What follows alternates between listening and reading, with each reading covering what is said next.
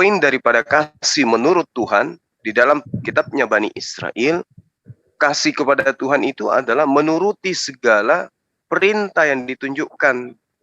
Kasih menurut Tuhan adalah mengikuti dan tetap di dalam perintahnya, berpaut padanya dan berbakti kepadanya dengan segenap hati dan segenap jiwa. Nah, sedangkan di dalam Kristen itu sudah nggak ada tuh ketetapan-ketetapan Tuhan yang kemudian Tuhan berikan kepada nabi-nabi sebelum Paulus kemudian mengajarkan tentang kasih yang Bapak sebutkan tadi. Itu sudah dihilangkan semua. Sementara di data kitab terdahulu, kasih itu adalah hidup di dalam ketetapan. Kasihilah Allahmu. Nah, sekarang kalau dikatakan di dalam ajaran Kristen, kasihilah Allahmu. Dengan cara apa mengasihi Allah itu? Bukankah mengasihi Allah itu adalah mentaati perintah Allah? Mazmur 119:64.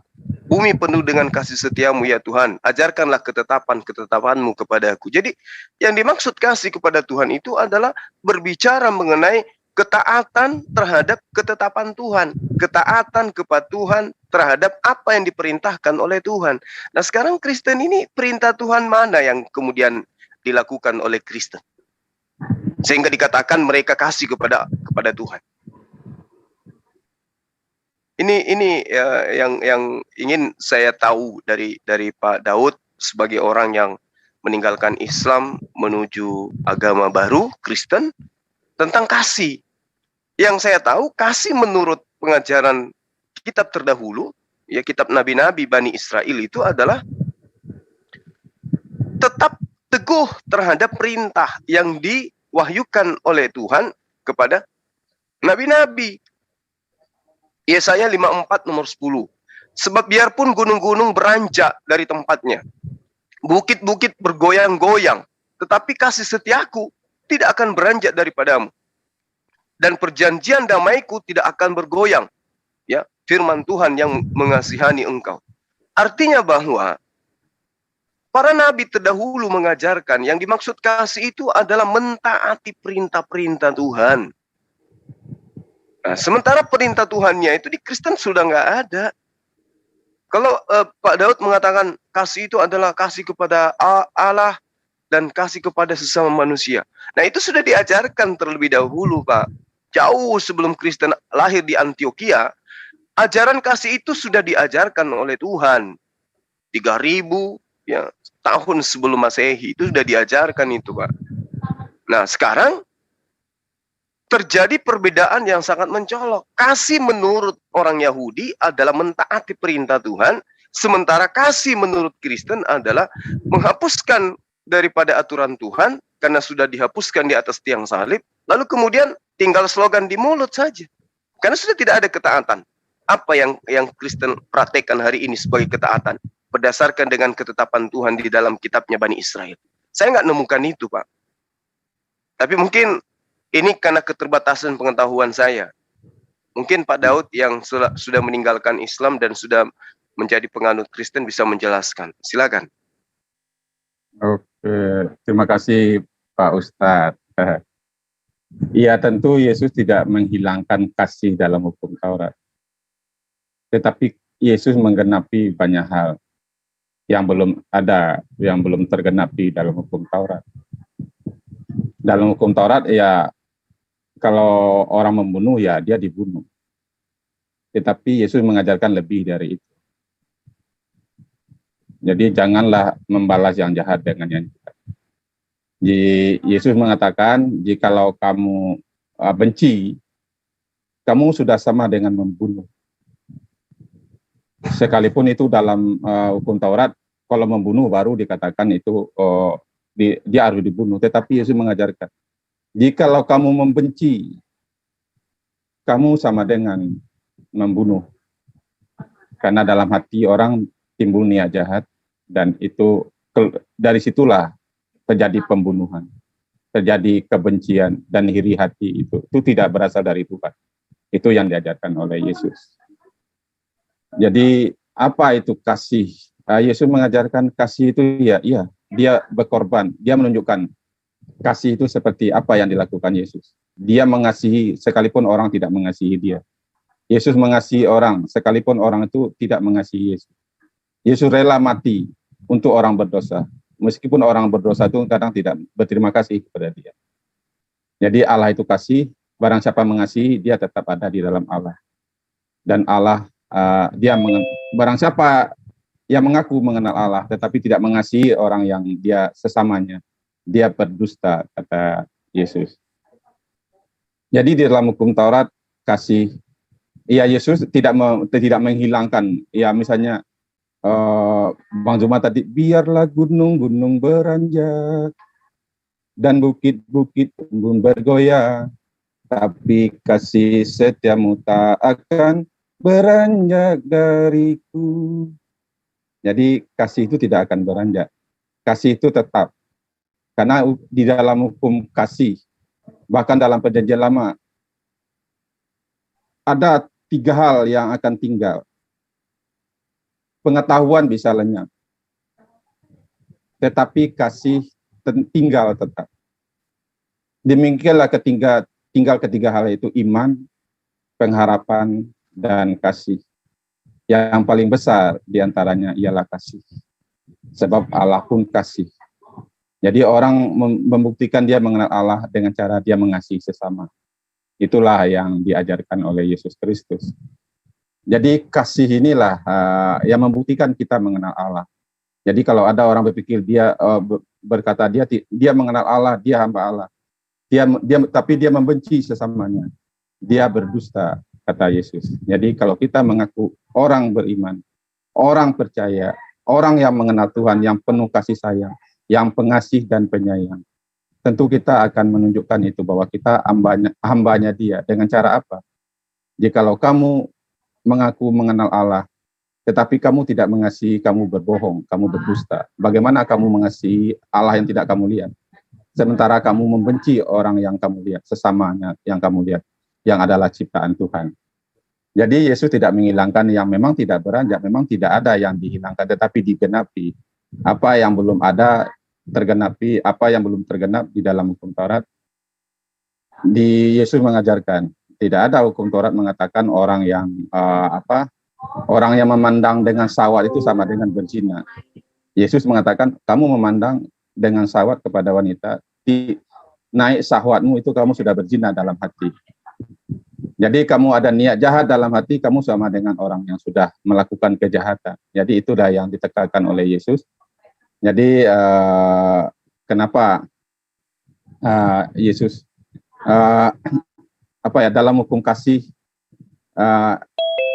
saya percaya Yesus belum ada tandingannya, karena Yesus mengajarkan jangan membalas yang jahat dengan yang jahat, jangan mengutuk, jangan berdoalah untuk orang yang mengutuk kamu.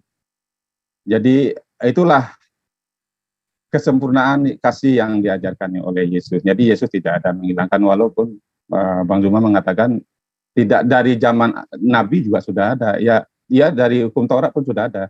Hukum yang pertama itu kasihlah Tuhan Allahmu dengan segenap hatimu, dengan segenap kekuatan. Kasih yang kedua ialah kasihilah sesama manusia, jangan ada ilah lain. Itu semuanya memang tidak dihilangkan, tetapi digenapi banyak hal di dalam perjanjian baru. Jadi yang saya lihat, yang saya alami memang ini sungguh luar biasa, karena ajaran mengatakan kasihilah sesamamu. Itu tidak terbatas kepada agama manapun, bukan kepada orang Kristen saja, kepada siapa saja. Sebab kasih itu berasal dari Allah. Kalau kamu tidak mengasihi, kamu bukan anak Allah. Sebab Allah kasih.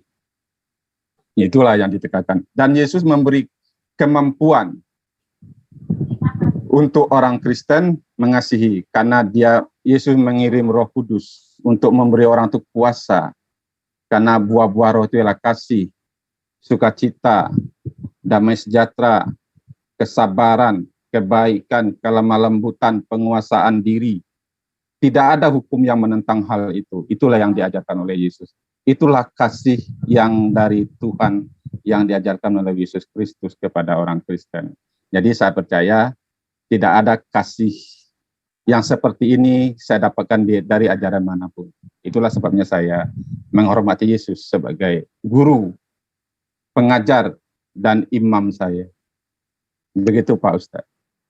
Baik, makasih ya. Dari paparan Pak Daud ini membuktikan bahwa Anda meninggalkan Islam karena Anda belum paham tentang ajaran Islam secara menyeluruh.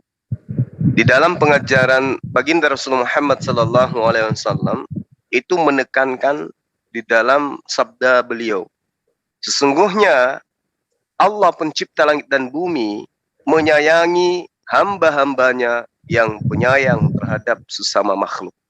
Nah, kasih sayang ini tidak memandang suku, ras, agama. Ini yang diajarkan oleh baginda Rasulullah Muhammad SAW. Kemudian di dalam pengajaran Rasulullah, dia menerangkan kepada kami umat Islam melalui Al-Quranul Karim surah An-Nisa, hai sekalian manusia, bertakwalah kepada Tuhanmu ya, yang telah menciptakan kamu dari satu. Lalu kemudian daripadanya Allah menciptakan bagimu pasangan-pasangan. Dan daripada keduanya Allah mengkembangbiakkan laki dan perempuan yang banyak. Dan bertakwalah kepada Allah dengan mempergunakan namanya. Kamu saling meminta satu sama lain, saling memelihara satu sama lain. Sesungguhnya Allah selalu menjaga dan mengawasi. Ini dalil Quran. Belum lagi kalau kita berbicara mengenai surah Al-Qasas ayat 77. Allah menerangkan di dalamnya, wabtagi fi ma atakallahu daral akhirah wa la tansa nasibaka minad dunya wa ahsin kama ahsanallahu alaika wa la tabghil fasada fil ard innallaha la yuhibbul mufsidin. Ayat ini menjelaskan, dan carilah kebaikan bagi negeri akhirat dengan apa yang telah dianugerahkan Allah kepadamu. Tetapi janganlah kamu lupakan bagianmu di dunia, dan berbuat baiklah kepada seluruh makhluk sebagaimana Allah telah berbuat baik kepadamu, dan janganlah kamu membuat kerusakan di atas muka bumi, sebab sungguh Allah tidak menyukai orang-orang yang membuat kerusakan. Ini ajaran yang sangat luar biasa ini. Ya, tapi Pak Daud belum menemukan waktu itu, buru-buru dia murtad. Kemudian baginda Rasulullah Muhammad SAW juga mengajarkan bahwa para pengasih dan penyayang dikasihi dan disayangi oleh Allah yang Maha Pengasih lagi Maha Penyayang. Rahmat yang ada di bumi, niscaya kata Rasulullah, kalian akan merahmati apa yang ada di bumi, kata Rasulullah, niscaya kalian akan dirahmati oleh hakikat esensi yang ada di langit. Ini diriwayatkan oleh hadis sahih, hadis riwayat Abu Daud dan juga At-Tirmizi. Ya. Artinya bahwa ketika kita berbicara mengenai kasih di dalam pengajaran Islam itu sangat sempurna. Bahkan diajarkan oleh baginda Rasulullah Muhammad SAW, kasih terhadap hewan, kasih terhadap binatang itu juga memiliki satu penggambaran yang sangat luar biasa. Di dalam penjabaran riwayat Muslim dan juga Bukhari diterangkan tatkala ada seekor anjing yang hampir mati karena kehausan, kemudian berputar-putar mengelilingi semua sumur yang berisi air. Tiba-tiba ada seekor anjing tersebut dilihat oleh seorang pesina dari kaum Bani Israel. Maka wanita tersebut melepaskan sepatunya untuk turun ke sumur dan mengisi air sepatu tersebut, lalu memberi minum kepada anjing tersebut. Maka Allah pun mengampuni wanita tersebut karena amalannya itu. Ini cerminan yang sangat luar biasa, bahwa di dalam Islam mengasihi binatang itu adalah faedahnya, manfaatnya bisa sampai ke jannah. Ini ajaran kasih yang tak terhingga.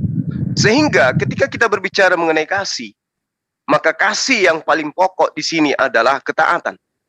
Nah, sementara kasih yang dijabarkan oleh Pak Daud itu adalah kasih yang biasa-biasa saja. Berbuat baik terhadap sesama manusia itu biasa-biasa aja. Memaafkan orang yang memiliki kesalahan itu justru inti ajaran Islam. Tidak ada yang istimewa di situ, Pak. Ketika Bapak mengatakan mengasihi yang diajarkan oleh Yesus, itu hanya ajaran agama lain juga, Hindu Buddha juga mengajarkan itu. Tapi yang menjadi aturan mainnya Tuhan bukan yang kayak begitu. Yang menjadi aturan mainnya Tuhan adalah bagaimana hamba-hambanya itu tetap setia terhadap perintah Tuhan. Sedangkan Yesus mengajarkan Di dalam pengajarannya dia di dalam Yohanes 14, jika engkau mengasihi aku, maka engkau akan mengikuti perintahku. Berarti mengasihi itu adalah mentaati perintah. Nah, yang dilakukan oleh sahabat kita, Pak Daud, itu mengasihi orang, mengasihi sesama manusia. Tapi sangat disayangkan, perintah Tuhannya ditinggalkan. Perintah untuk mengasihi Tuhan dibuang, tapi perintah mengasihi manusia diakui. Meski dalam prakteknya itu kita tidak pernah bisa lihat. Ya, karena kalau dibilang kasih mengasihi, buktinya umat Islam mayoritas di negara ini, Kristen minoritas aman, artinya mereka dikasihi oleh kaum minoritas. Berbeda dengan umat Islam di luar negeri yang minoritas, mereka diperlakukan tidak senonoh oleh mereka yang mengaku ajaran kasih. Itu fakta, Pak. Bapak merasakan nyaman di negara ini. Mayoritas Islam memberikan kasih pembuktian. Sedangkan umat Islam di luar sana, di negara-negara minoritas, mereka merasa tertindas dan seterusnya. Nah, kembali kepada yang tadi, kasih kalau kita lihat di dalam penjabaran ajaran yang Bapak anut sekarang, itu hanya slogan di mulut. Mengasihi, memaafkan orang, dan seterusnya. Kita lihat bagaimana tokoh-tokoh yang ada di Kristen. Saifuddin Ibrahim. Ya, siapa lagi? Yang Joshua Teu. Siapa lagi? Mereka cabik-cabikan satu sama lain.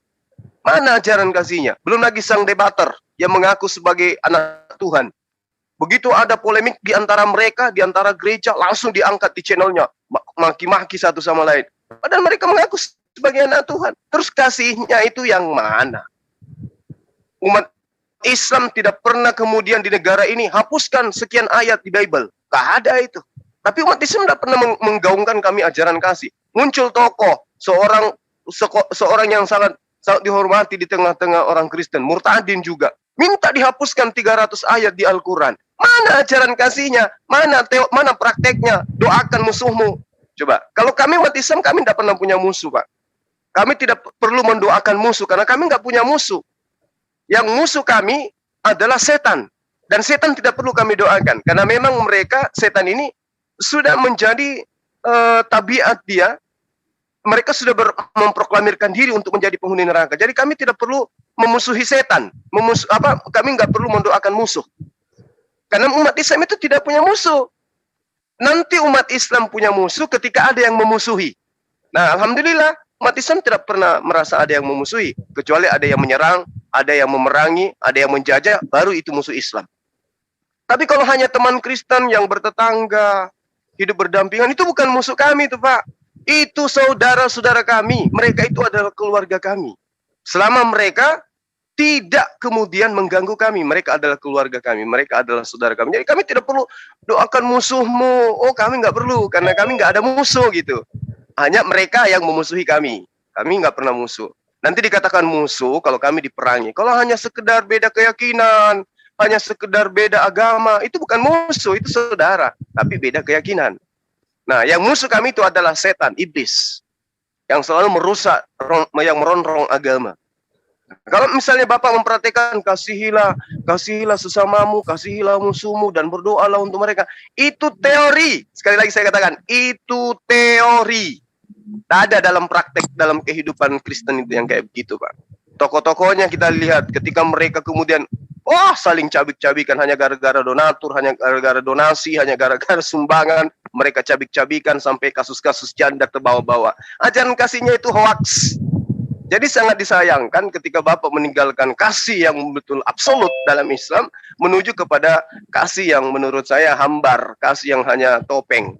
Tapi faktanya kita bisa lihat dari dalam, dari luar juga bisa. Nah, karena itulah kembali kepada pengajaran Yesus, Pak. Apa yang diterangkan oleh Yesus? Satu, kasih kepada Allah. Kasih kepada Allah menurut Yesus adalah taat kepada perintah Allah. Matius 19 nomor 17. Itu poin. Kedua, kasih kepada sesama manusia adalah kasih terhadap perintah-perintah Tuhan yang berkaitan dengan hubungan kita kepada manusia. Berarti kembali kepada kasih kepada Tuhan itu sendiri.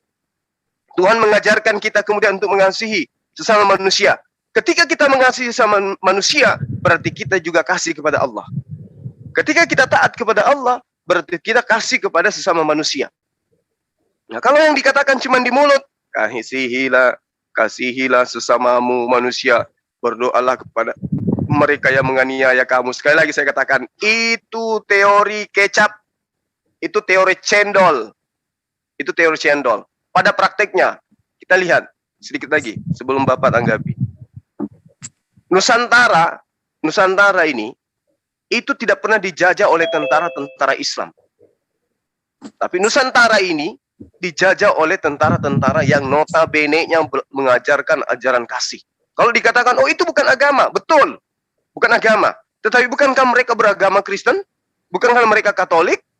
Bukankah orang yang menembak, membunuh penduduk pribumi itu adalah orang yang senantiasa meneriakkan haleluya di tempat ibadah mereka?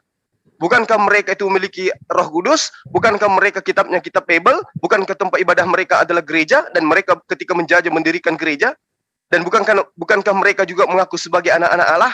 Perbedaannya kemudian antara Kristen penjajah dan Kristen yang ada di Indonesia sekarang ini adalah Kristen penjajah memang menginginkan Indonesia dijajah. Kristen yang ada di Indonesia sekarang adalah Kristen yang menikmati kemerdekaan yang diperjuangkan oleh umat Islam. Itu yang Pak Daud harus pahami sebagai murtadin. Kan itulah saya katakan tema kasih ini sebenarnya itu akan membuat Bapak ini akan menyadari bahwa Bapak meninggalkan agama yang sebenarnya adalah ajaran kasih yang sesungguhnya masuk ke dalam ajaran kasih semu. Silakan. Oke, lumayan panjang. Terima kasih Pak Ustadz. Bang Jul. Iya Pak, dibantu aja Pak kalau ada yang tidak sesuai. Ya oke. Pak Ustadz mengatakan bahwa kasih orang Kristen itu adalah kasih yang semu. Iya. Bang Jul boleh lihat di Indonesia bagaimana gereja dibakar. Di mana itu Pak gereja dibakar? Bang Jul nggak tahu ya? Enggak. Karena yang saya tahu baru-baru ini yang membakar itu jemaatnya sendiri Pak.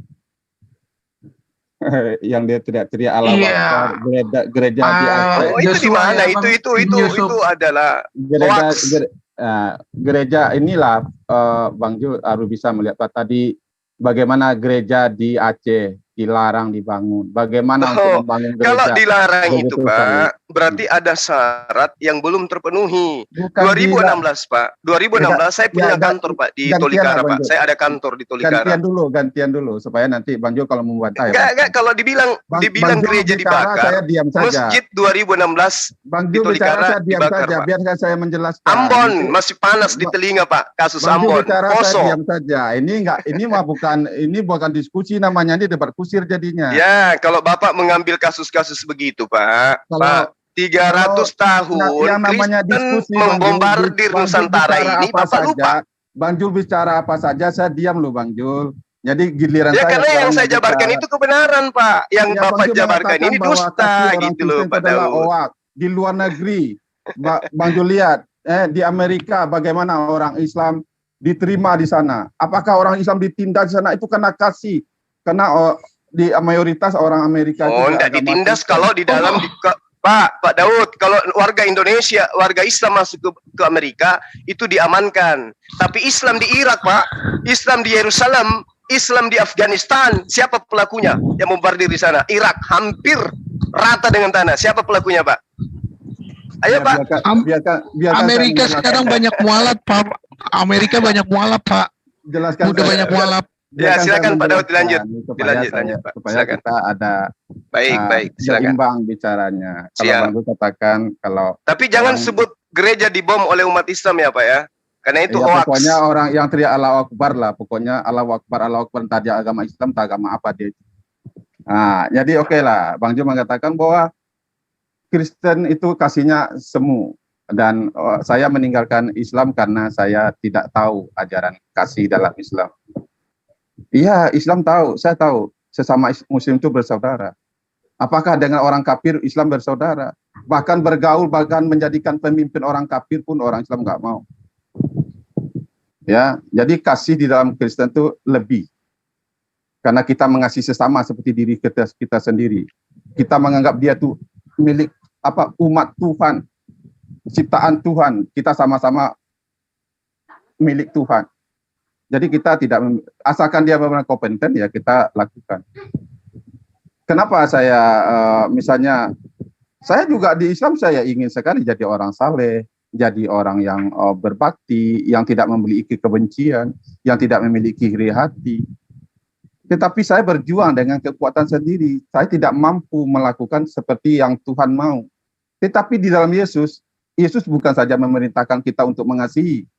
Yesus memampukan kita melakukan kasih itu. Dengan cara apa? Dia meminta kita hiduplah oleh Roh, dipimpinlah, biar kamu dipimpin oleh Roh Tuhan. Karena Roh Tuhan itu akan membuat kita memiliki sifat Tuhan, karena diberi kuasa menjadi anak Allah, memiliki sifat Tuhan, supaya kita bisa melakukan hukum-hukum Tuhan itu. Hukum-hukum Tuhan bukan secara teori, bukan secama saja. Hukum-hukum itu apa? Ya tidak membalas yang jahat dengan jahat, itu kan juga perintah Tuhan, ya kita lakukan. Oh, kalau ada orang kayak apa tadi itu ya, Pak Sepudin, apalagi itu cakar-cakaran katanya, apa debater segala macam. Apakah itu cerminan? Ya karena apa? Karena kita mengasihi bukan saja mengasihi buta loh. Kristen mengajarkan kasihilah di dalam kebenaran. Kasihilah sesamamu dan mengasihinya harus di dalam kebenaran. Kasih itu bukan sekedar memberi saja, mendidik, memberi pengertian, mengajar, itu juga kasih dalam Kristen. Jadi kalau misalnya orang nggak benar, ya kita ajar, kita beri pengertian supaya dia meninggalkan itu selalu kita tegur, kita beri, itu juga kasih. Bang Ju mengatakan, wah orang Islam kasih dan tidak munafik menjalankan kasih dan pemaaf. Coba lihat Muhammad KC, bagaimana kebenciannya kepada Muhammad KC karena dianggap menista agama. Sementara banyak orang Islam bagaimana dia dinista, dia tidak membalas juga. Tetapi kalau ada orang yang menanggapi, kapan perlu bunuh gitu. Orang Kristen tidak seperti itu. Tidak, Yesus haleluya, haleluya, bakar masjid, tidak ada. Jadi kalau Bang Ju mengatakan itu Belanda atau itu menjajah karena dia beragama Kristen, dia menjajah bukan atas nama agama, tapi atas kepentingan lain. Jadi jelas kasih di dalam Kristen bukan saja diperintahkan, tetapi Yesus memampukan kita karena Yesus mengirim Roh Kudus kepada kita. Makanya apakah orang Kristen semuanya hidup di dalam pimpinan Roh Kudus? Padahal Yesus mengatakan kalau kamu hidup di dalam dipimpin oleh Roh, baiklah hidup kamu juga dipimpin oleh Roh itu. Kadang-kadang itu yang belum terjadi. Karena hendaklah kamu berbuah di dalam kasih. Apa itu buah kasih itu? Buah-buah Roh itu kasih, sukacita, kesabaran, kebaikan, kelemah lembutan, penguasaan diri. Seharusnya kalau kita memang di dalam Tuhan, kita memiliki kasih itu. Jadi jelas kasih di dalam Kristen bukan sekedar slogan, tetapi Yesus memberi kemampuan untuk kita bisa mengasihi. Saya bisa buktikan bagaimana saudara Muslim saya, karena saya pindah keyakinan, membenci saya dengan sangat, bahkan ingin membunuh saya. Apakah saya ingin membenci mereka? Tidak ada. Karena saya tidak diajarkan untuk membenci, tetapi saya diajarkan untuk mengasihi. Itulah kasih. Itu bukan sekedar saya hebat untuk mengasihi mereka, tetapi saya dimampukan untuk melakukan itu. Saya dimampukan untuk tidak membalas yang jahat dengan yang jahat. Tetapi saya dimampukan mengasihi sekalipun itu orang itu membenci saya. Jadi kalau Bang Jul katakan kasih Kristen itu slogan, saya pikir ya saya tidak seperti itu. Karena saya melakukan kasih itu bukan sekedar slogan. Saya melakukan kasih itu karena memang Tuhan telah mengasihi saya. Jadi kalau Tuhan telah mengasihi saya yang bukan siapa-siapa ini dikasihi Tuhan. Dan Yesus mengatakan, jadi kalau kamu mengasihi orang yang lemah dan miskin, kamu mengasihi saya, kamu mengasihi Tuhan, kamu memutangi Tuhan, dan Tuhan akan membalas itu kepadamu dengan upah, dengan berkat, dengan kebaikan. Jadi saya tidak membalas kejahatan dengan yang jahat, tetapi saya mengasihi siapapun itu, bukan sekedar slogan, tetapi saya buktikan saya sudah cukup lumayan lama jadi Kristen, saya tidak membalas. Bahkan banyak saya waktu saya baru Kristen, saya diusir, saya dikatakan babi, saya tidak. Bahkan saya kerja sama orang Padang, saya mau dibunuh, bahkan mau disembahyang biar saya mati. Saya tidak menyumpahi lagi mereka, saya sembahyang lagi biar kamu mampus. Enggak ada, kita tidak boleh mengutuk, karena pembalasan itu di dalam Kristen itu bukan hak manusia. Pembalas itu hak Tuhan. Hak kita ialah mengasihi, melakukan firman Tuhan. Itulah yang harus kita lakukan. Jadi kalau ada oknum yang tidak melakukannya, itu jangan salahkan hukumnya. Karena Yesus mengajarkan seperti itu. Jadi jangan kamu membalas yang jahat akan, karena pembalasnya itu hak Tuhan. Jangan kita yang membalas. Kalau Tuhan yang membalas, itu nanti akan adil gitu, karena Tuhan itu maha adil. Jadi jelas kita kasih itu bukan slogan, tetapi hendaklah kasih itu bukan dengan ucapan, tetapi dengan perbuatan. Itulah yang kita. Kalau kamu mengasihi, tetapi kamu tidak, kamu melihat orang, kamu bilang kasih, tetapi ada orang kelaparan, kamu nggak beri, itu kamu berdusta, kamu tidak mengasihi namanya. Jadi kadang-kadang seringkali orang Islam, kalau ada orang terlantar di jalan, kadang dikasihi, diberi sesuatu, wah ini kristenisasi, tidak. Karena kita telah mengalami kasih Tuhan. Dia mau Kristen kayak mau apa, apakah karena kasih itu dia melihat kebaikan Tuhan, itu lain cerita. Tetapi tidak ada niat orang Kristen, wah biar jadi Kristen ya, tidak.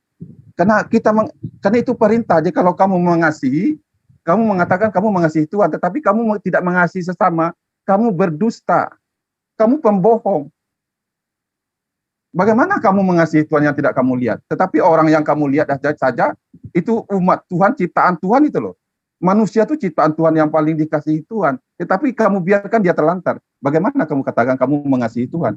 Tetapi sementara ciptaannya kamu telantarkan. Itu perintah yang diberikan Yesus. Jadi jangan, wah itu kristenisasi. Nggak ada. Memangnya kalau orang nggak jadi Kristen, orang Kristen rugi? Tidak ada.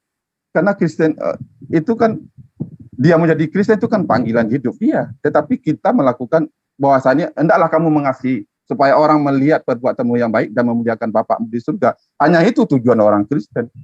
Itu karena kasihnya kepada Tuhan dan kasihnya kepada sesama. Kalau dia nggak melakukan itu, dia sama saja dengan orang munafik. Jadi itulah kenapa orang Kristen memberi, berbagi, kayak karena kasih.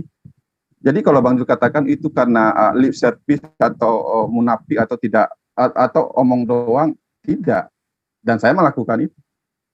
Karena saya ingin jadi orang Kristen. Jadi saya, ya banyak juga orang Kristen, bahkan pendeta pun pernah mengeluarkan saya dari gereja. Apakah saya membenci mereka? Tidak. Karena saya mengasihi Tuhan, bukan karena Tuhan telah mengasihi saya lebih dahulu. Bukan karena saya ingin masuk surga untuk mengasihi, bukan. Karena saya sudah dijamin, saya hanya dibenarkan oleh darah Yesus, saya pasti diselamatkan dari murka Allah. Tetapi saya mengasihi itu supaya orang melihat saya ini anak Tuhan. Gitu. Supaya saya melakukan perintah Tuhan, mengasihi Tuhan dengan cara mengasihi sesama.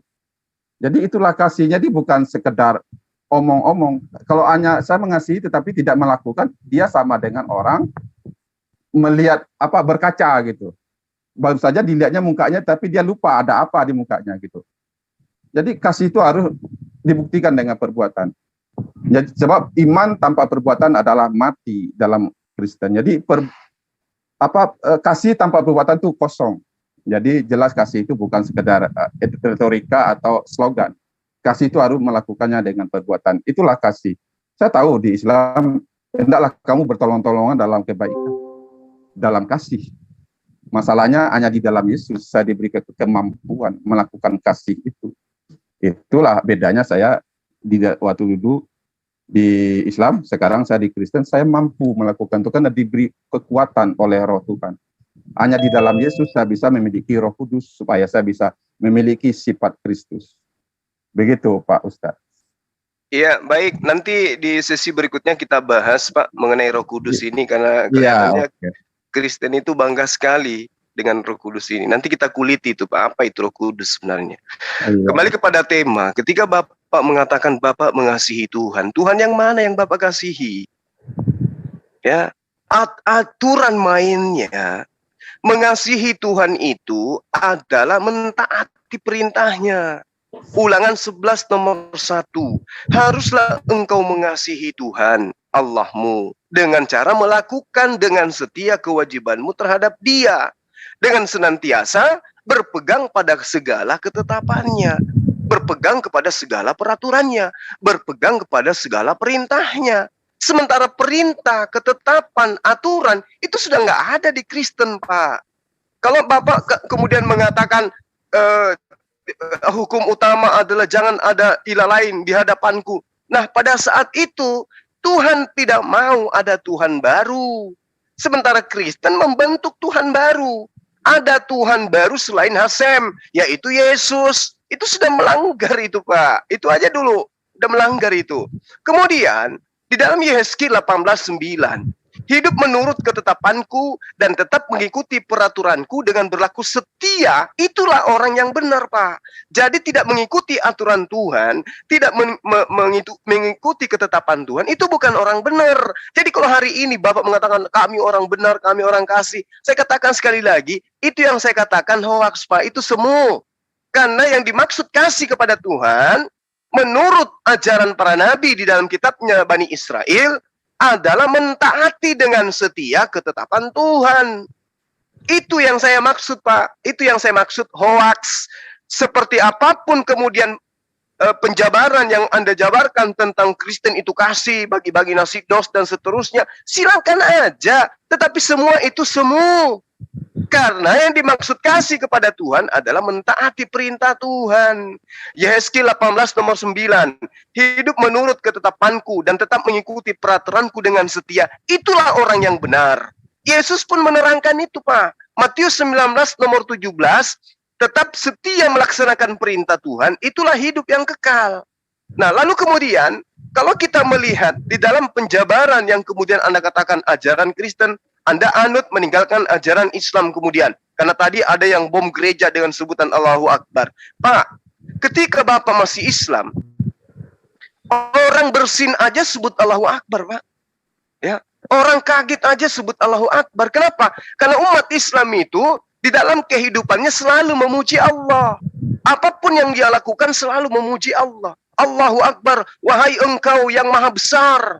Engkau Allah yang maha besar, yang maha perkasa. Itu, Pak. Jadi apapun yang kami lakukan, apapun yang umat Islam lakukan, itu pasti selalu menyebut nama Allah. Tidak seperti dengan orang Kristen. Kalau sesuatu yang mereka lakukan itu sifatnya bisa mencemarkan mereka punya agama, mereka nggak bawa-bawa agama. Tapi giliran hal itu membawa kemudian kebaikan menurut agama mereka, barulah mereka akui agama. Padahal ada ratusan gereja yang mereka manfaatkan sekarang, itu hasil daripada peninggalan penjajah Kristen. Tapi apakah mereka mengakui? Tidak. Itulah yang saya katakan tadi, munafik. Itu loh, Pak. Sementara kalau kita melihat daripada ujung tombak pengajaran Kristen, itu harus merujuk kepada Yesus. Apa yang Yesus ajarkan, Pak? Akan tetapi semua seteruku yang tidak suka aku menjadi rajanya, bawalah mereka kemari dan bunuhlah mereka di depan mataku. Ini ajaran siapa, Pak? Ini perkataan siapa? Perkataan Yesus. Nanti akan ada asumsi liar. Oh, itu diucapkan hanya untuk ini. Ya, itu derita Anda. Sama Anda ketika menilai Al-Quran. Al-Quran mengajarkan bom, Al-Quran mengajarkan teroris. Padahal datanya nggak ada gitu loh. Lalu kemudian di pengajaran kitab terdahulu yang Anda kemudian jadikan sebagai perjanjian lama. Ya. Di dalam pengajaran ulangan 13:7-12. Dan juga di dalam pengajaran ulangan 17:2-5. Itu mengajarkan membunuh setiap orang yang mengajarkan agama lain. Membunuh setiap pengikut agama lain. Itu data loh, Pak. Bukan saya muluk-muluk, Pak. Kemudian di dalam Lukas 14:23.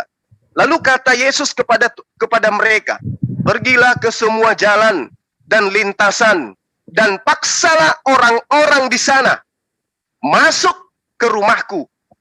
Karena rumahku harus penuh. Ini di Islam ini, Pak. Ada nggak di dalam Islam Anda temukan dalil kayak begini, Pak? Ada nggak? Selama Anda Islam ada nggak perintah kayak begini? Pergilah ke jalan, pergilah ke lintasan, paksalah orang-orang yang ada di situ masuk ke dalam masjid. Ada nggak Bapak temukan di Islam? Sampai alis Bapak itu pindah di puting, Bapak tidak akan pernah temukan. Tapi di kitab Anda ada, Pak. Lalu kasih apa? Kasih apa? Saya lihat Anda itu cuman seperti Saifuddin Ibrahim. Karena capek sujud kepada Tuhannya, sehingga dia meninggalkan ajaran itu. Masuk ke ajaran yang ya hanya goyang-goyang kepala, dengar musik, kemudian ngaku masuk surga. Itu yang Anda inginkan. Perintah di dalam kitab Anda, pergilah ke jalan, ke lintasan, paksa orang-orang yang ada di situ. masuk ke dalam rumahku, karena rumahku harus penuh. Wow, di Islam mana ada yang kayak begitu, Pak? Hadits pun Bapak nggak temukan, apalagi Al-Quran. Lalu kemudian, kalau Anda sadar, amanat agung yang diajarkan di dalam kitab Anda, di dalam Markus 16, itu sangat nyata, Pak. Siapa yang percaya, ketika ada perintah, pergilah ke seluruh dunia, beritakanlah Injil kepada seluruh makhluk. Siapa yang percaya dibaptis akan diselamatkan. Tetapi siapa yang tidak percaya akan dihukum. Ada, Pak, di Islam, Pak. Anda temukan kayak begitu. Sampaikan Islam kepada seluruh manusia. Siapa yang tidak terima Islam, hukum. Ada, Pak. Ada yang kayak begitu, Pak, di Islam, di Al-Quran. Surah apa, ayat berapa, atau di hadits. Tunjukkan kepada saya kalau ada. Nah, ini Bapak harus sadar ini. Kenapa saya harus keras? Karena Bapak meninggalkan Islam, lalu kemudian Anda mengatakan, karena di Islam, karena di Kristen saya mendapatkan kasih, karena di Kristen saya mendapatkan Roh Kudus. Wow. Nanti kita bahas, Roh Kudus itu apa sih sebenarnya? Nah, ketika di dalam kitab Anda, ini sudah nyata ini. Pergilah ke seluruh dunia, beritakan Injil kepada seluruh makhluk. Siapa yang percaya dibaptis dan diselamatkan, akan diselamatkan. Tetapi siapa yang tidak percaya akan dihukum. Bapak datang ke saya, membicarakan Injil ke saya. Ketika saya tolak, Bapak hukumnya wajib menghukum saya, Pak. Itu perintah. Itu perintah, Pak. Jadi kalau Anda kasih kepada Yesus, harusnya Anda membasmi semua orang yang tidak mau menerima ajaran Kristen. Kalau Bapak pengikut setianya. Ya, nggak usah malu-malu, Pak. Asa parang, asa golok, praktekkan ayat ini. Pergilah ke seluruh dunia, ke rumahnya Suma juga. Beritakan Injil kepada Suma. Ketika Suma percaya baptis, ketika Suma tidak percaya hukum. Apa hukum itu, Pak? Nggak mungkin digelitik. Nggak mungkin. Dihukum itu dibunuh. Itu loh, Pak, ya. Lalu kemudian, di dalam Lukas 14 nomor 26. Jikalau seorang datang kepadaku, dan ia tidak membenci bapaknya, tidak membenci ibunya, tidak membenci istrinya, tidak membenci anak-anaknya, saudara-saudaranya laki-laki, saudara perempuannya, bahkan nyawanya sendiri, dia tidak bisa menjadi muridku. Ini ajaran kasih, Pak. Nanti akan Anda asumsi lagi, oh yang dimaksud di situ memang kita harus meninggalkan segala-galanya untuk menjadi pengikut Yesus. Tapi poinnya dulu itu dipelototin. Perintahnya adalah membenci. Ya, perintahnya adalah membenci. Lalu poinnya, coba Bapak pelototin. 2 Yohanes 1 nomor 10. Jikalau seorang datang kepadamu dan tidak membawa ajaran Kristen, jangan kau menerima dia di dalam rumahmu dan jangan memberi salam kepadanya. Mau sampai kapan, Pak, saya ajarkan yang kayak begini kepada Bapak? Yang Bapak diajarkan itu, ajaran Kristus itu ajaran kasih. Mengasihi sesama manusia. Ya itu yang ada di permukaan. Tapi yang isi kandungannya di dalam itu loh. Yang tidak dipraktekkan sekarang itu loh. Yang Bapak harus lihat. Nah sekarang di ajaran Islam ada nggak yang kayak begini? Bapak yang sudah pernah merasakan Islam, tapi cuma Islam tempelan, coba Bapak tunjukkan kepada saya. Ayat mana di Al-Quran, surah apa di Al-Quran yang kayak begini nih? Bapak tidak akan pernah temukan, Pak. Ya, jangan kau terima orang di dalam rumahmu kalau dia beragama lain. Ini perintah. Kenapa Anda nggak praktekkan? Berarti Anda semua bukan pengikut Yesus yang setia. Kalau ini perkataan Yesus. Itu loh, Pak, ya.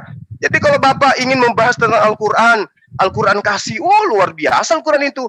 Wabtaghi fima atakallahu daral akhirah wala tansa nasibaka minad dunya wal ahsin kama ahsanallahu ilaika wala tabghil fasada fil ard innallaha la yuhibbul mufsidin. Indah sekali ajaran Islam itu. Jadi kalau Anda mengatakan Islam itu ajaran tidak kasih, bom gereja, tunggu dulu, Pak, tunggu dulu. Hanya karena sebut Allahu Akbar, tunggu dulu, Pak. Coba Anda lihat video yang baru-baru saya upload di TikTok saya, Pak. Seorang komandan ya, yang mengaku sebagai jenderal pimpinan menggunakan loreng, lalu kemudian mengajak tentara-tentara yang Laskar Kristus untuk apa? Untuk menjajah semua, meninggalkan apa? Meninggalkan NKRI. Itu yang Bapak katakan ajaran kasih.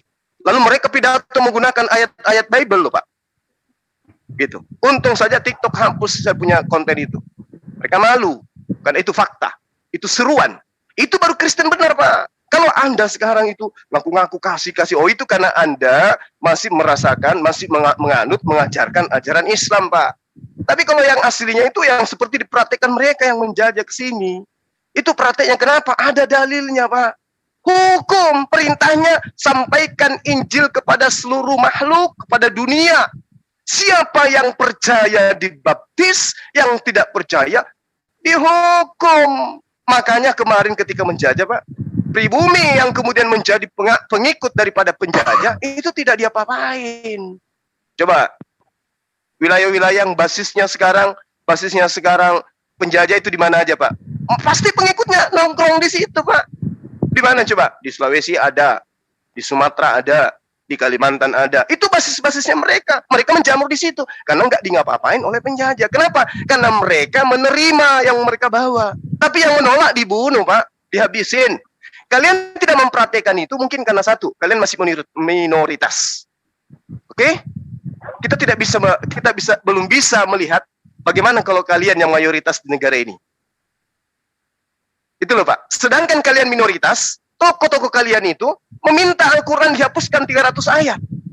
Saya tidak bisa bayangkan, Pak, kalau kalian mayoritas, masihkah anak-anak kami itu bisa aman berjalan ke masjid belajar Quran?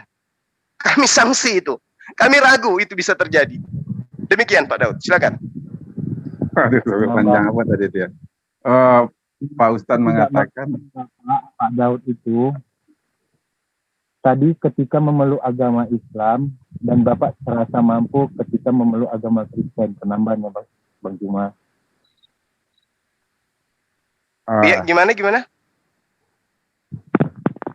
Ketika Pak Daud ini beragama Islam, dia tidak mampu untuk mengikuti aturan itu. Iya, itu aja kesimpulannya. Jadi Pak Daud itu pasti meninggalkan sama dengan Saifuddin Ibrahim karena nggak mampu menjalankan syariat, hingga masuk ke dalam agama yang non syariat. Cuma di mulut. Betul. Mengasihi Tuhan.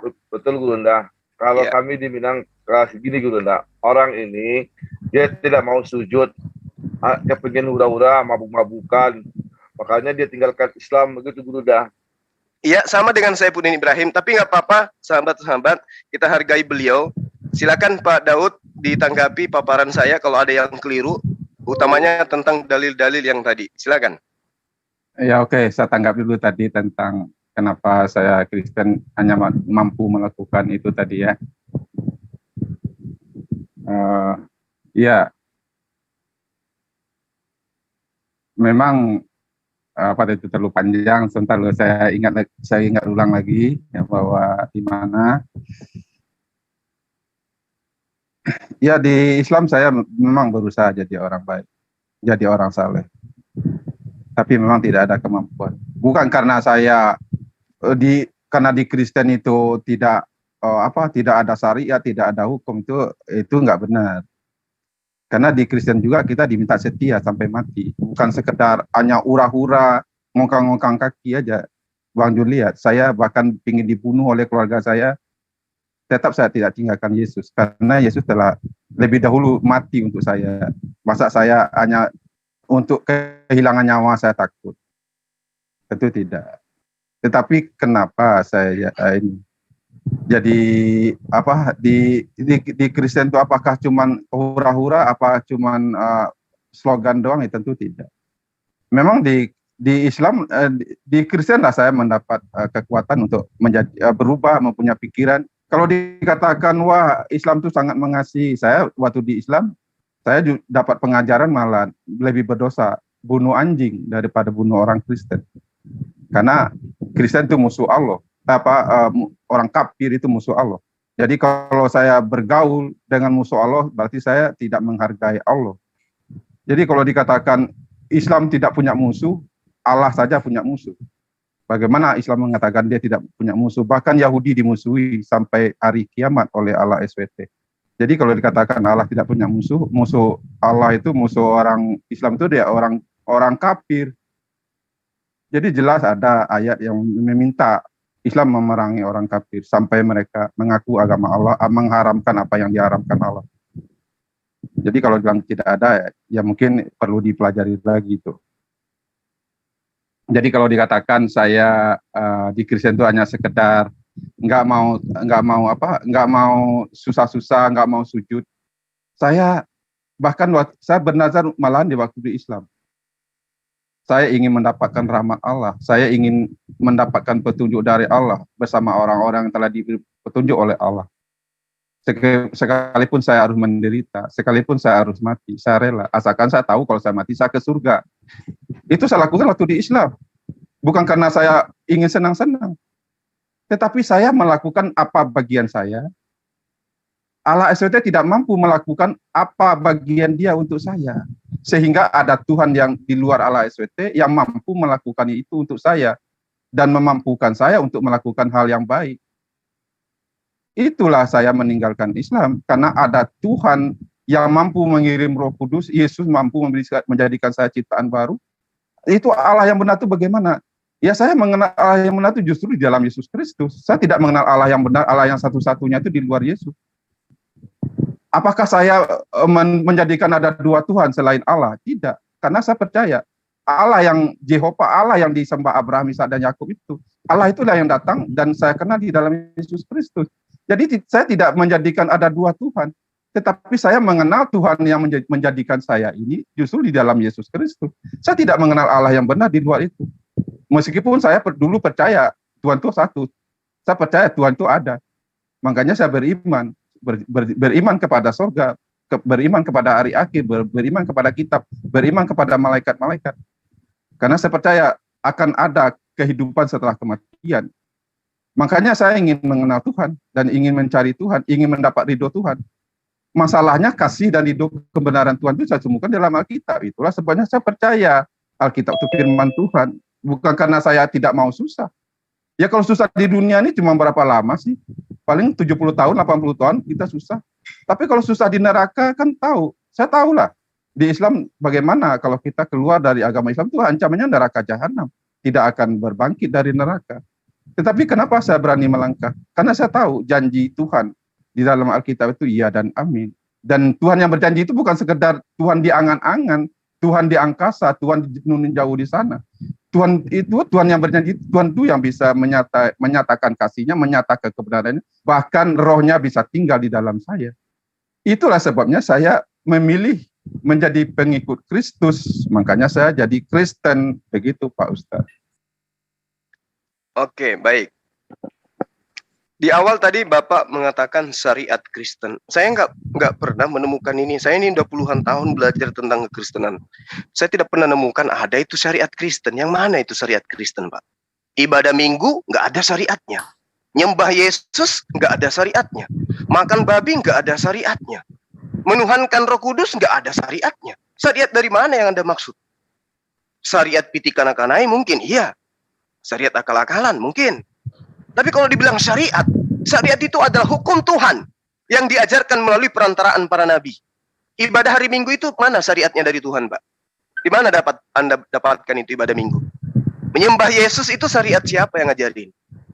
Nabi yang mana yang ngajarin? Musa, Abraham, Daud, Salomo, Yesus. Nggak ada itu, Pak. Jadi jangan Bapak ngotorin mulut Bapak dengan kata syariat. Syariat itu hanya dalam Islam. Ya. Lalu kemudian Anda mengatakan, Yesus itu mati untuk Pak Daud. Halo, Yesus katakan di mana itu, Pak? Lalu murid-muridnya aja, ketika Yesus ditangkap, itu semua lari meninggalkan Yesus. Kalau ajaran Yesus itu adalah sama seperti Dewa Horus datang untuk kemudian mati di tanggal 25 Desember, itu benar adanya, maka murid-murid Yesus tidak akan pernah lari, Pak. Mereka akan berani. Yang mendampingi mereka Tuhan mereka kok. Tapi kan mereka tidak menganut itu. Yang mendampingi kita ini adalah konon orang yang mengaku Mesias tapi tidak diakui oleh yang mempunyai kitab. Datang ke Bani Israel ngaku sebagai Mesias. Bani Israel menolak. Apalagi mau mengaku sebagai Tuhan. Jadi Yesus mengaku Tuhan itu nanti di Kristen. Itu pun dipaksa untuk ngaku-ngaku. Dan itu pun tidak pernah kita lihat apa pengakuannya. Nah ini yang perlu Pak Daud saya jelaskan kepada Bapak. Yesus mati untuk Pak Daud itu hoax. Tidak ada itu, Pak. Yesus tidak pernah mengajarkan seperti itu. Ya, ketika kemudian Yesus itu ingin ditangkap, Yesus malah lari meninggalkan. dia mengajarkan murid-muridnya untuk berjaga-jaga. Lalu kemudian dia katakan ayo mari kita segera pergi dari sini karena orang yang ingin menangkap aku sudah dekat.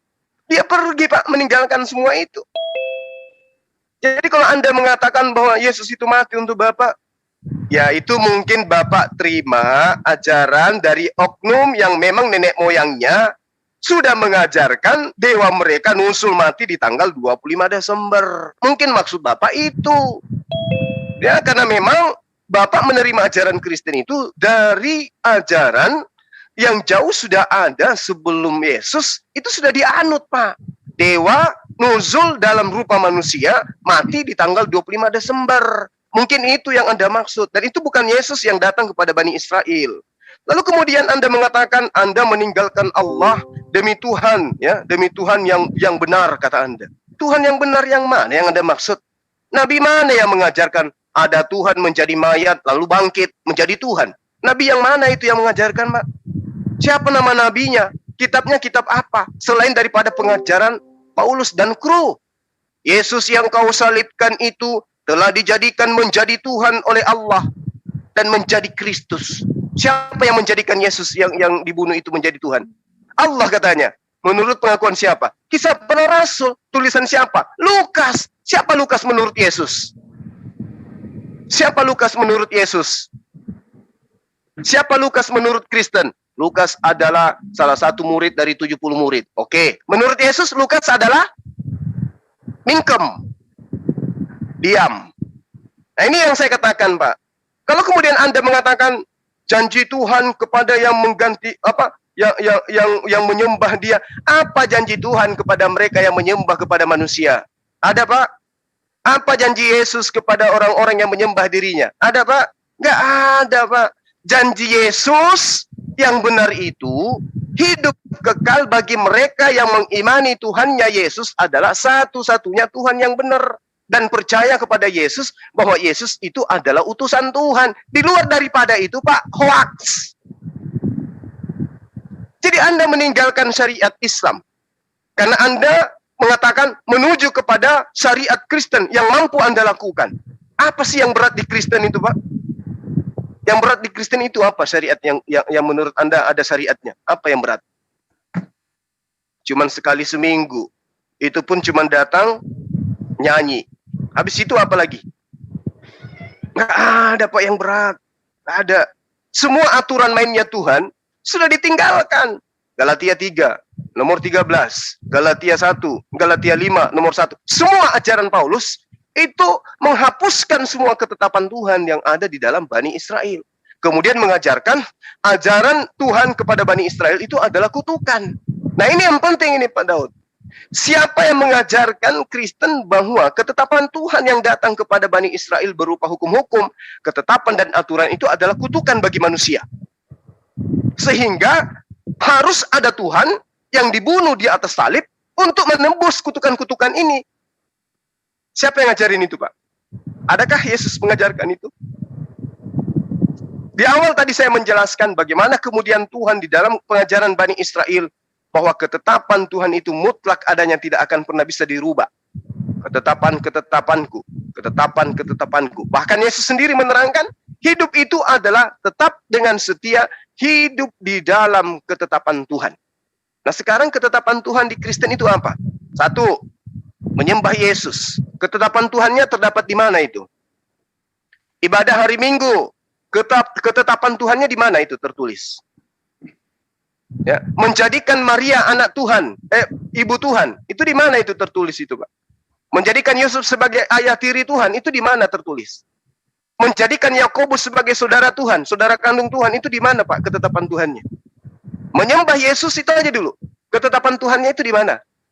Jadi yang Anda maksud ketetapan Tuhan adalah ketetapan gereja. Menyembah Yesus itu bukan ketetapan Tuhan. Menyembah Yesus itu ketetapan gereja. Kalau Anda mengatakan itu adalah ketetapan Tuhan, saya ingin Anda mengkonfirm di dalam pengajaran para nabi, Yeskiel 18:19.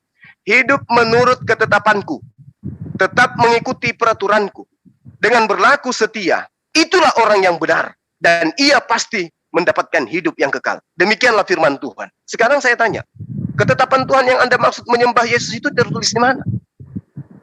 Bisa Anda tunjukkan kepada saya? Nggak akan pernah bisa, Pak. Maka kembali kepada ajaran kasih. Sekali lagi saya katakan, kasih menurut kitabnya para nabi yang masih ada di dalam kitab Anda, yang Anda jadikan sebagai hal yang harus digenapi di perjanjian baru, itu menjelaskan bahwa kasih itu adalah menetap di dalam ketetapan, di dalam aturan, di dalam hukum-hukum yang Tuhan tetapkan berdasarkan firman-Nya kepada para nabi. Itu yang dimaksud kasih. Kalau Kristen hari ini mengatakan kasih kepada Allah, kasihnya kepada Allah itu yang mana? Sunat saja tidak. Coba, kasih kepada Allah itu yang mana di Kristen? Sunat aja tidak. Terus kasihnya yang mana kasihnya? Nggak ada itu kasih, Pak. Ya, begitu Pak Daud. Silakan. Aduh. Ini sudah berapa lama nih? Jangan terlalu lama-lama nanti. Nanti kalau ya paling lama sejam lah. Nanti kalau ini disambung lagi gitu loh. Ya, baik Pak, baik. Ini sudah silakan ditanggapi sekali lagi Pak. Sekali putaran lagi. Habis itu saya mohon supaya kita tercerahkan semua. Habis ini mungkin Bapak ada waktu kapan gitu, sebentar malam atau sore. Sore nggak bisa, saya harus ke gunung. Atau besok kita bahas tentang Roh Kudus, Pak. Roh Kudus itu bekerja di Islam atau Roh Kudus itu bekerja di Kristen? Itu juga tema. Kenapa saya tertarik dengan Bapak? Karena Bapak seorang murtadin. Silakan Pak ditanggapi yang tadi. Kasih menurut para nabi itu seperti apa? Silakan. Ya, udah selamat siang buat kawan-kawan semua. Siapa itu? Selamat siang. Aduh, pelawak. Udah. Silakan Pak Daud. Ya, ini sekali ini lagi aja ya, sekali tanggapan nanti kalau mau ini nanti disambung lagi.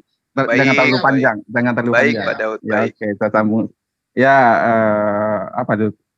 Banyak tadi ya. Intinya dikasih Pak, kasih poin kita. Dikasih ya mengasihi Tuhan ya.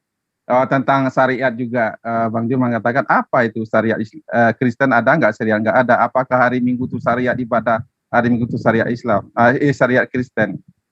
Yesus mengajarkan penyembah benar itu akan menyembah Bapa dalam roh dan kebenaran. Saatnya sudah tiba dan akan tiba, bahkan sudah datang sekarang. Penyembah benar itu menyembah Bapa dalam roh dan kebenaran. Jadi ibadah orang Kristen itu ya menyembahnya dalam roh dan kebenaran. Jadi bukan syariatnya lagi kayak Islam kan ada salat Jumat, salat 5 waktu, itulah ibadah. Kalau ibadah kita mempersembahkan hidup kita kepada Tuhan, hidup yang berkenan, hidup yang memuliakan Tuhan, itulah ibadah kita. Jadi hari Minggu kenapa kok ada hari Minggu? Apakah itu ibadah? Hari Minggu itu adalah kebaktian kita memuji, menyembah Tuhan. Sebab ibadah hakikat kita bukan lagi secara lahiriah, secara syariat misalnya jasmani, tetapi secara rohani, secara hakikat kita mentunduk patuh kepada Tuhan, itulah ibadah kita. Hendaklah kamu mempersembahkan hidup kamu kepada Tuhan sebagai persembahan yang hidup, yang kudus, yang berkenan kepada Allah. Itulah persembahan dan itulah ibadahmu, itulah yang berkenan kepada Allah. Ibadah kita itu memuliakan Tuhan dengan perbuatan, dengan hidupan kita. Itulah ibadah kita, bukan kita nunggang-nungging di gereja, bukan kita joget-joget di gereja, itu bukan ibadah, itu kebaktian saja. Yaitu untuk memuji Tuhan, mendengar firman Tuhan. Itu bukan bentuk ibadah, tetapi untuk kebaktian, untuk ketaatan kita, untuk salah satu bentuk taat kita. Karena kita mempersembahkan hidup kita yang berkenan kepada Tuhan. Jadi ibadah kita bukan lagi secara lahiriah, kita sujud-sujud secara jasmani, tetapi kita tunduk secara pikiran, secara hati, secara perasaan, secara jiwa, raga, tubuh, segala keberadaan kita tunduk kepada Allah. Persembahkanlah hidupmu hidup sebagai yang kudus, jangan mempersembahkan hidup yang tidak kudus, yang berkenan kepada Allah. Ibadah kita, entah kita makan, entah kita minum, kita melakukan sesuatunya, kita lakukan di dalam Tuhan, di dalam kebenaran, di dalam kekudusan, itulah ibadah orang Kristen. Kapan itu ibadah? Setiap saat, setiap detik. Jadi bukan 5 kali dalam sehari, tetapi setiap waktu dalam 24 jam dalam sehari kita sujud kepada Allah, tunduk kepada Allah di dalam roh kita, di dalam hati kita, dalam perbuatan kita, karena kita mempersembahkan hidup kita kepada Tuhan. Itulah ibadah orang Kristen. Bukan ibadah orang itu bukan karena sekali seminggu dia ke gereja. Itu mah kebaktian, bukan ibadah. Kebaktian ya kita ya muji-muji Tuhan, dengar firman Tuhan supaya kita bertumbuh dan berakar, supaya hendaklah kita jangan menjauhkan diri dari pertemuan-pertemuan, supaya kita saling membangun, saling menasihati, supaya kita saling menguatkan.